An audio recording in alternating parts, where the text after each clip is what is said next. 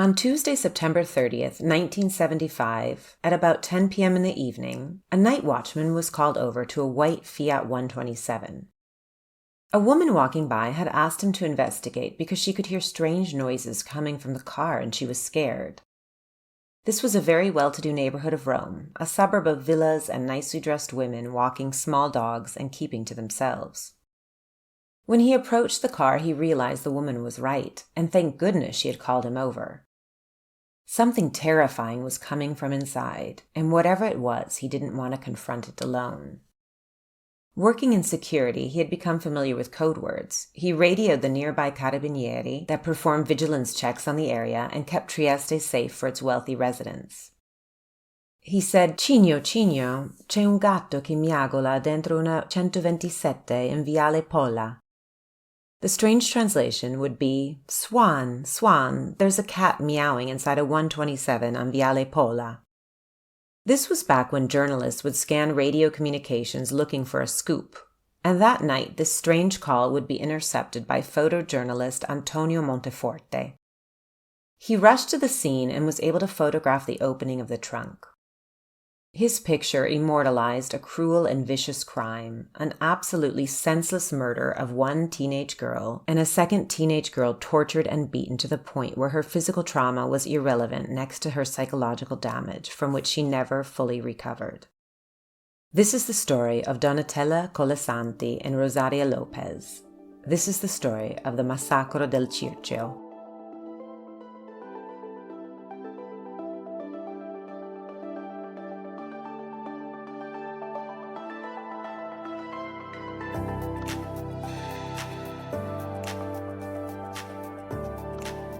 Hello and welcome to Italian True Crime. Andrea Ghira had just finished celebrating his 22nd birthday. He had a lot to celebrate. His life was one of privilege. Andrea was the son of a building contractor and well-known water polo player. His father, Aldo Ghira, was part of the gold medal-winning Italian team at the 1948 Summer Olympics. He lived with his parents in the beautiful Villa Moresca, located on Via della Vasca Moresca in the Punta Rosa area of Cape Circeo, about 100 kilometers south of Rome. Cape Circeo takes its name from Homer's Odyssey, referring to Circe, who entranced Odysseus and his men to stay a year before finally moving on. Andrea had studied at prestigious private schools and had been given every chance at a good life in whatever area he decided to pursue. Andrea was friends with Angelo Izzo, who was 2 years younger. Angelo lived in the upper-middle-class Roman neighborhood of Trieste Salario. He was the oldest of 4 children and attended prestigious private school San Leone Magno, where he excelled at sports, preferring sailing, water skiing, and horseback riding. At the time of our story, he also had a promising life for a 20-year-old. He was a medical school student, enrolled at the Faculty of Medicine and Surgery. While studying at San Leone Magno, he was friends with Giovanni Guido, known as Gianni. Gianni lived in the wealthy Roman district of Trieste. His father was a high-ranking bank official, able to provide an exceptional life for his family. And by 1975, 21-year-old Gianni was enrolled in an architectural school. These 3 young boys had a lot in common in their backgrounds, in their upbringing, and in their views on life. They often went out together, in someone's car driving between the excitement of Rome and the beautiful villas of Circeo. While they were out, they met up with friends or were on the lookout for pretty girls. In late September 1975, Angelo and Gianni were out with their friend Gianpietro Parboni, who called himself Carlo. They were day drinking at the bar Fungo, a bar underneath a water tower that people had nicknamed the Fungo or the Mushroom. Carlo had invited 2 girls he had met the day before, Rosaria Lopez and Donatella Colasanti. Donatella and Rosario didn't have much in common with the boys they had come to meet at the Fungo. First of all, they were younger. Donatella had recently turned 17 and Rosaria was 19. Secondly, they came from working-class neighborhoods and working-class families. Rosaria was working as a bartender and Donatella was still a high school student. But Donatella and Rosaria liked the looks of these boys. They were refined, polite, even elegant. This was such a contrast to the usual boys Donatella and Rosaria met. Not that they had had much experience, they were still young and naive. But something about these well-dressed young men made them feel safe. They were pleasantly surprised when the boys asked to see them again. Donatella and Rosaria felt that these boys must have felt something similar. They were obviously interested in getting to know each other better. The plan was for the 3 boys to meet the 2 girls at the same movie theater where they had met Carlo the day before. The first time they were all free was Tuesday, September 29th at 4 p.m. Rosaria and Donatella didn't think twice about this opportunity. The girls inherently trusted these respectable boys and couldn't wait for the next few days to pass so they could meet up again with them. Immediately, things were not going as planned. Only 2 of the 3 boys arrived at the cinema. The 2 explained that Carlo was going to have a party at his villa and wanted the 4 of them to meet him there, that the boys would drive the girls up to the party, to Lavigno, which is 50 kilometers south of Rome. This wasn't the original plan, which was to go to the cinema. Once in the car together, the boys stopped at a bar to make a call. They came back to the car and said they had been speaking to Carlo, who said they should all meet at a mutual friend's villa up on the Monte of Circeo and then go to his house later. So the 4 head further along the coast until they reached the Villa Moresca, where their friend Andrea Ghiri lived, but for the moment the villa was completely empty. They said they would wait there for Carlo, and the next few hours passed innocently enough, listening to music and talking. The girls kept waiting for Carlo to arrive, but in all this time there was no sign of him. A 3rd boy did arrive, but instead of Carlo it was the son of the owners of the villa. It was Andrea Ghiri. They were getting nervous about the drastic change of plans. Instead of a public cinema, they were alone in a villa far from home and with 2 boys they had only just met and a 3rd boy they had never met. But this was 1975, and we weren't so aware yet of the idea of stranger danger, and besides, these boys came from well-to-do families and nice neighborhoods and good schools. They must surely be trustworthy. What Donatella and Rosaria sadly didn't know is that these boys had other things in common, things that weren't so nice. If the girls had known ahead of time, they definitely wouldn't have spent time talking to them at the Bar Fungo and would never have agreed to meet them to go out together. Andrea Ghiri, while at high school, became involved in far-right circles. There he had formed a group that theorized crime as a means of social affirmation. His first trouble with the law came at age 16 in 1970 as a result of his participation in far-right demonstrations and episodes of political hooliganism. He was infatuated with the myth of the Clan of Marseille, an organized crime group originating in France but operating in Rome. He often used the pseudonym Jacques in honor of Jacques Berenguer, a member of that gang who had pulled off a series of kidnappings for extortion in Rome. Andrea Ghiri had received an initial charge for seditious demonstration, and then in 1972 was charged with armed menace and aggravated injury. In 1973, he and his friend Angelo Izzo carried out an armed robbery and were sentenced to 5 years in prison, though they only served 20 months. And speaking of Angelo Izzo, at the age of 13, he had joined Giovane Italia, meaning Young Italy, the youth wing of the neo-fascist Italian social movement. At the end of 1969, he and Andrea Ghiri were expelled from the group for using the inner courtyard of the movement's Trieste Salario section to hide stolen mopeds. From 1972 to 1975, Angelo took part in attacks alongside other Roman right-wing youth, notably against the Trieste quarter section of the Italian Socialist Party. He also participated in numerous self-financing robberies by robbing banks, jewelry stores, and post offices. By 1975, Angelo had enrolled as a medical student, but he attended classes only occasionally, and instead of studying, preferred to frequent bars and attend parties organized in the homes of other young right-wing extremists, in which political ideology, drugs, and violence against women were mixed together. By the time of this event in 1975, he already had a criminal record. He had raped 2 women in 1974 and received a 2.5-year suspended sentence. But unfortunately, the girls didn't know any of this. All this hate and criminality was hidden behind handsome faces, good hair, and nice clothes. After some time of innocent talking, and before Andrea had arrived at the villa, the 2 boys began to make more explicit and sexual advances on the very young girls. The girls were not having it. They protested. They said they were ready to leave and that they no longer wanted to go to the party or be in this villa. But the boys were most likely expecting this reaction, probably even hoping for it. They immediately escalated their approach. No more nice guys. Johnny pulled out a gun, and with a smirk he told the girls they were part of the Marseille gang, and the girls had better do as they were told. Johnny said that the boss, who they called Jacques, would be there soon, and he was mean, and he would make the girls do whatever he said.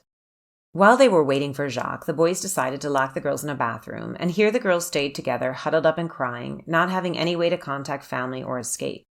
There they were left alone all night, and in the morning when Angelo opened the door, the true torture and violence began.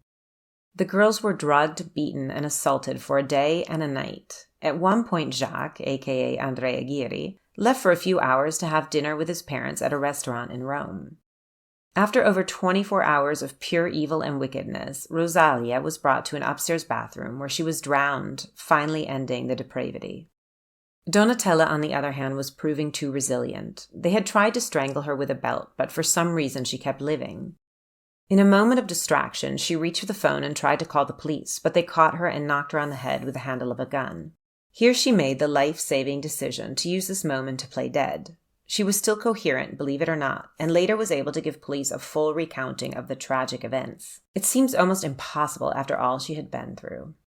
Now that they had 2 dead bodies, they needed to dispose of them. The boys placed the girls in the trunk of the Fiat 127, and here we have to acknowledge the amazing skills of Donatella, how she could play dead through all of this.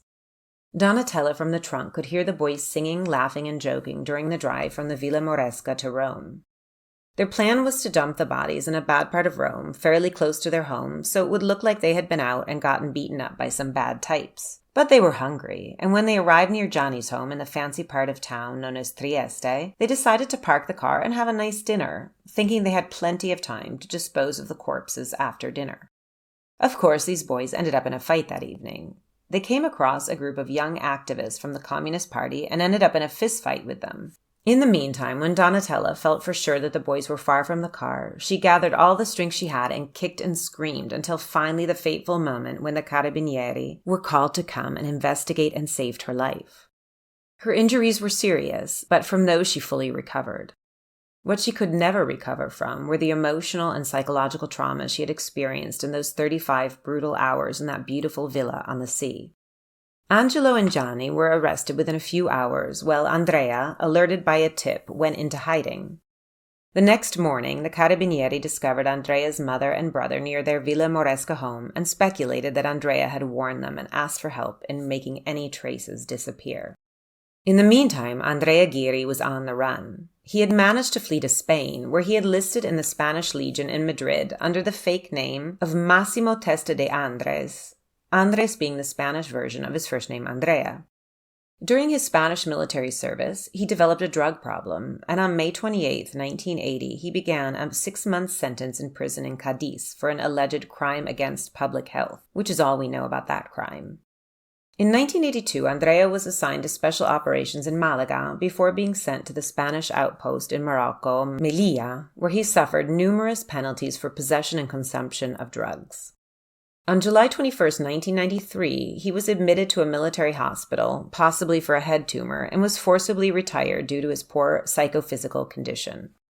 Without a passport, he was now stuck in Melilla, where he lived with a girlfriend who ran a soda stand and continued to do drugs. It was in Melilla that he died on September 2, 1994, of a drug overdose.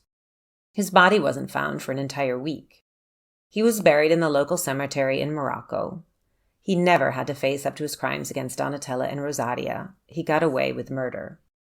Angelo and Gianni were in custody, however, and with Donatella's first-hand account, the case was cut and dry. On July 29, 1976, the 3, as Andrea was tried in absentia, were sentenced to life in prison without parole. In January 1977, Angelo and Gianni attempted to escape from Latina prison by taking the prison guards marshal hostage, albeit unsuccessfully. In January 1986, Angelo again failed to escape from prison in Pagliano. On August 25, 1993, taking advantage of the premio permit, which allowed him a few hours out of jail for good behavior, he failed to return to prison and fled to France. Just over 2 weeks later, he was captured in Paris and extradited to Italy. Gianni's prison sentence was modified on appeal on October 28, 1980, being changed from life imprisonment to 30 years, following a declaration of repentance and compensation of 100 million lire to the Lopez family. In January 1981, he escaped from prison and fled to Buenos Aires, where he was recognized and arrested a little more than 2 years later. While awaiting extradition, on April 17, 1985, he escaped from the Manuel Rocco Hospital in Buenos Aires, where he had been hospitalized for hepatitis, probably contracted years earlier in jail due to the use of drugs taken intravenously. He later resurfaced in Panama in June 1994, where he had made a new life for himself as a car dealer and was extradited back to Italy. In December 2004, Angelo Izzo was granted semi-freedom from Campo Basso prison in order to work at the Città Futura Cooperativa. Nearly 5 months later, on April 28, 2005, he murdered 49-year-old Maria Carmela and her 14-year-old daughter Valentina Moirano in Ferrazzano. They were the wife and daughter of his former cellmate. The two women were bound, suffocated, and buried in the courtyard of a small villa. For these murders, Angelo was again sentenced to life imprisonment on January 12, 2007. In November 2009, journalist Donatella Papi announced she wanted to marry Angelo and fight for the reopening of the two trials that led to his incarceration. They were married on March 10, 2010, in Velletri prison. Their relationship ended about a year later. In October 2021, Angelo made a statement before the Anti-Mafia Commission regarding Rossella Corazzin, a Friulian woman who had disappeared aged 17 on August 21, 1975. At the time, she had been on vacation with her family in the province of Belluno. Angelo traced her disappearance to the Masonic Lodge and claimed that she was targeted because of her virginity and used as a sacrificial victim in an initiation ceremony by the Fraternity of the Red Rose and the Golden Cross at Dr. Francesco Narducci's villa on Lake Trasimeno. Once the Masonic ritual was over, the girl was led out of the room in which the ceremony took place, and that's the last time I saw her. Angelo says he is certain that the woman was murdered and that the body would be found buried in the woods. During his incarceration, Angelo wrote several manuscripts, including Decameron 1975, in which a group of neo-fascist youth flee Rome during a communist terror for a villa in San Felice Circeo, where they take turns telling each other stories due to a temporary lack of high-quality narcotics. As for Gianni, on April 11, 2008, Gianni Guido's sentence was commuted to community service following 14 years in Rebibbia prison, during which he graduated with a degree in foreign languages and literature. He finished serving his sentence on August 25, 2009, enjoying an 8-year discount thanks to a pardon.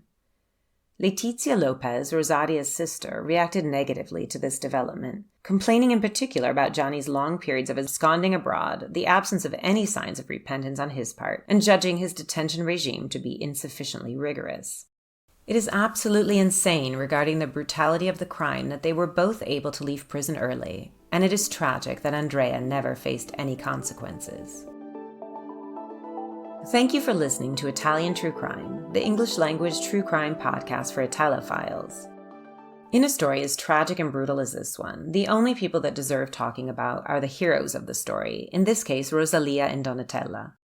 Sadly, as with many Italian cases, what's written about is mostly the events and subsequent process, and not as much the background and history of the victims. Donatella found superhuman strength that fateful day in 1975, but her life would have been much better if she had never come across these evil young men. Donatella Colasanti died on December 30th, 2005, age 47, of breast cancer. Her last words were, "Battiamoci per la verità." Let's fight for the truth. In 2020, her old home was reopened as an anti-violence center to hopefully help many women in the years to come.